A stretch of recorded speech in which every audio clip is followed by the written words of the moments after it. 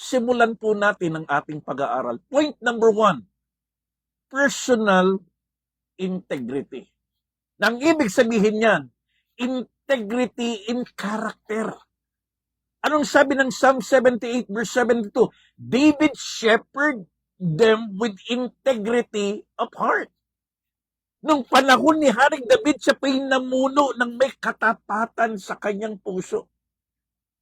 Ang unang katangian na dapat bantayan ng ating pamunuan as guardians of integrity is our personal integrity.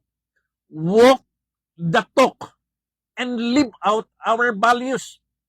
As guardians, we must first guard our own heart. Bilang mga guardians of integrity, ang unang babantayan ng pamunuan po natin ay hindi ang ibang tao, hindi ang ibang leader, hindi ang ibang pamunuan. Ang una natin titignan at babantayan ay ang ating mga puso. Before we lead others, we must first lead ourselves. Ito ang tanong po natin sa lahat ng ating mga guardians sa gobyerno. Sila ba'y totoo, tapat, at tunay sa kanilang mga sarili? Reminder, our private life must match our public life. Again, our private life must match our public life. Kung ano tayo sa publiko, dapat ganoon din tayo sa pribado.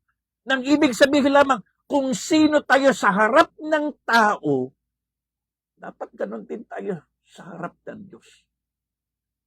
So as guardians of integrity, ang una nating papahalagahan at babantayan at titingnan is our personal integrity. So sa lahat ng ating mga guardians sa gobyerno, sa lahat ng mga namumuno at namamahala mula sa pinakamataas hanggang sa pinakamababa, meron ba tayong personal integrity? Tayo ba'y totoo, tapat, tunay sa ating mga sarili? Hindi tayo plastic, hindi tayo tupperware, hindi tayo sinungaling, at hindi tayo nambubudol.